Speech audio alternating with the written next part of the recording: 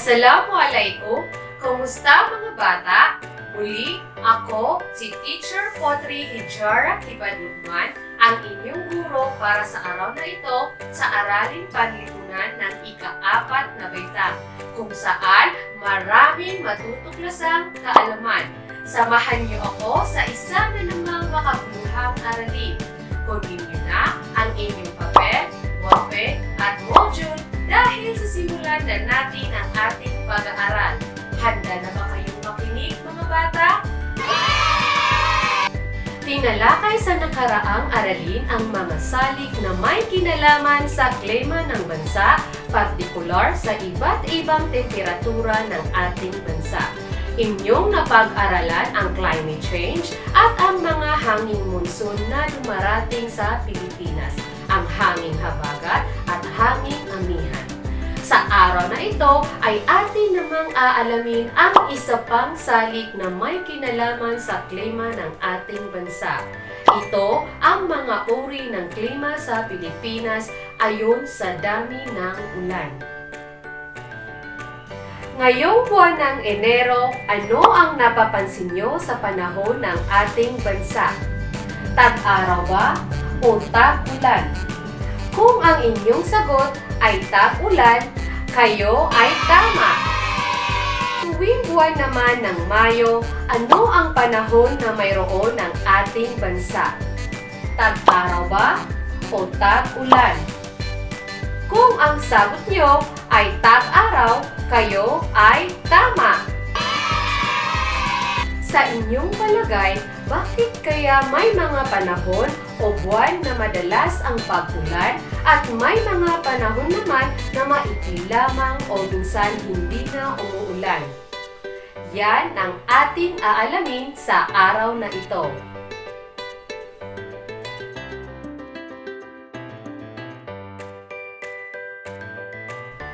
Ang dami ng ulan ay isa rin sa mga salik na may kinalaman sa klima ng bansa.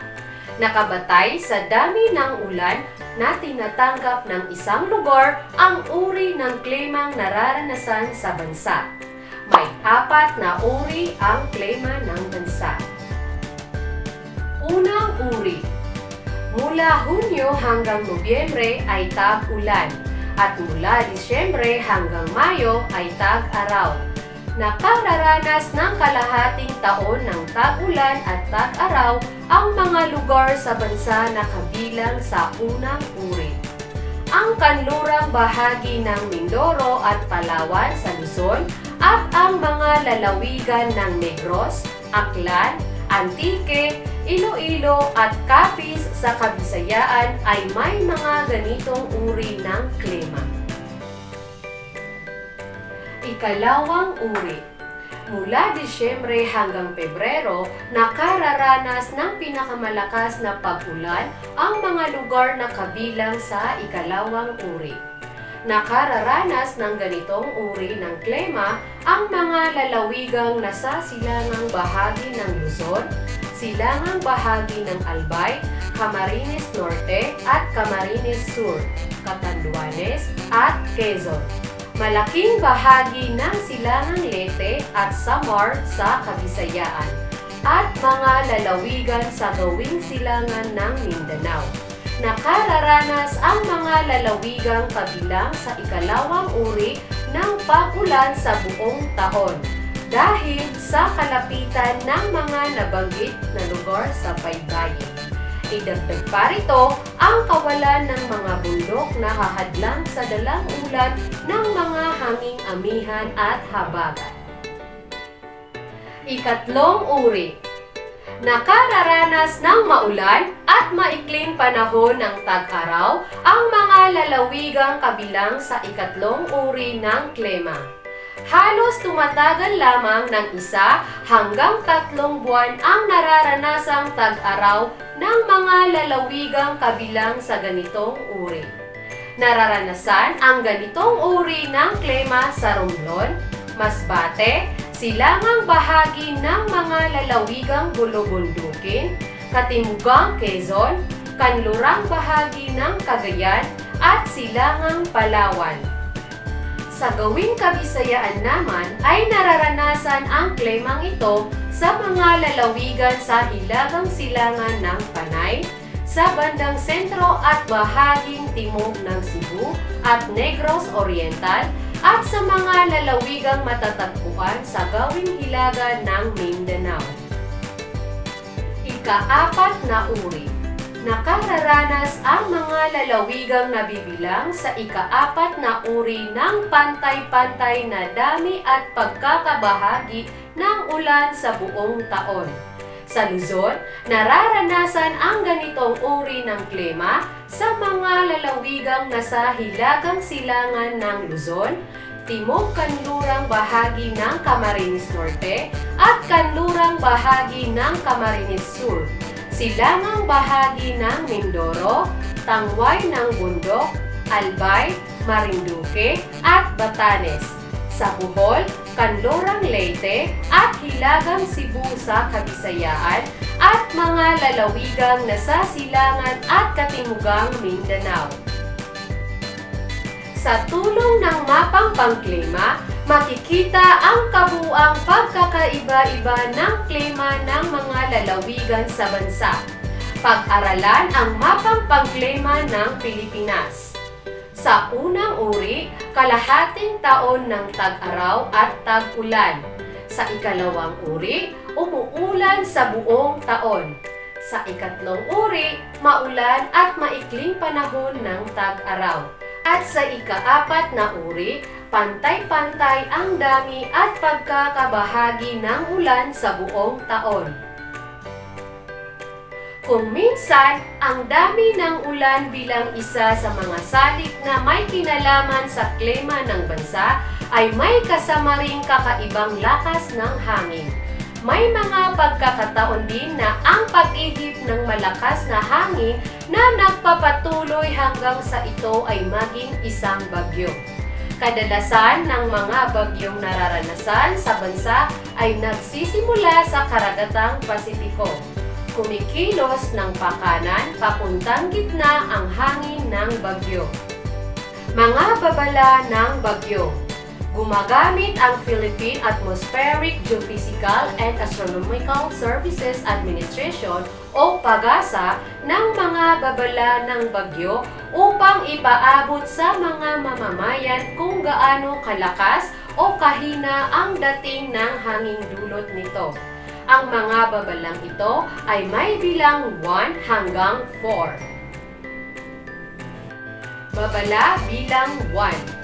Kapag ang bilis ng hangin ay nasa 30 hanggang 60 km bawat oras sa loob ng 36 hours.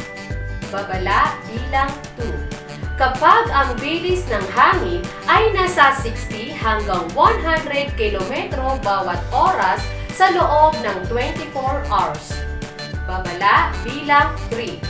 Kapag ang bilis ng hangin ay nasa 100 hanggang 185 km bawat oras sa loob ng 18 hours. Babala bilang 4. Kapag ang bilis ng hangin ay hindi bababa sa loob ng 185 km bawat oras sa loob ng 12 hours.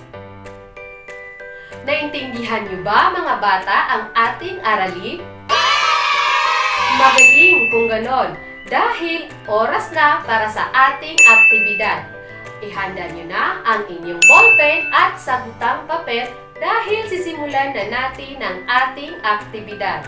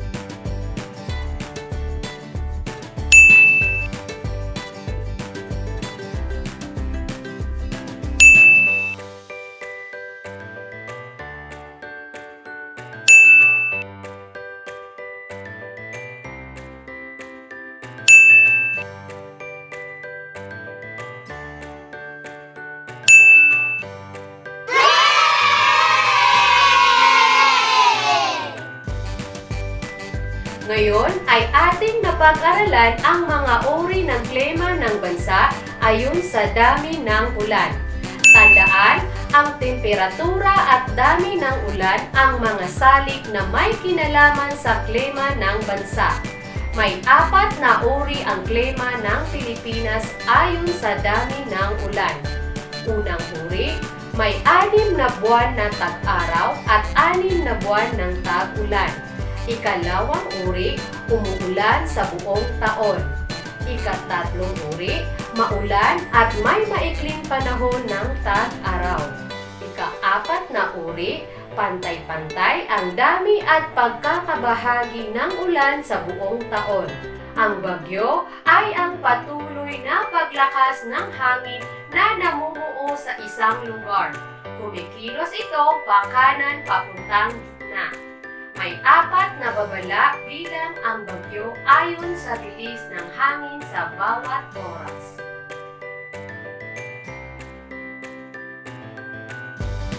Alhamdulillah, at dito nagtatapos ang ating aralin para sa araw na ito. Inasahan kong kayo ay may natuklasang kaalaman sa ating makabuluhang aralin. Maraming salamat sa inyong pakikinig. Subaybayan ang mga susunod pang aralin dito lang sa Siyap Ko Kapaganad. Bumisita lang sa www.kapaganad.com. Paalam mga bata!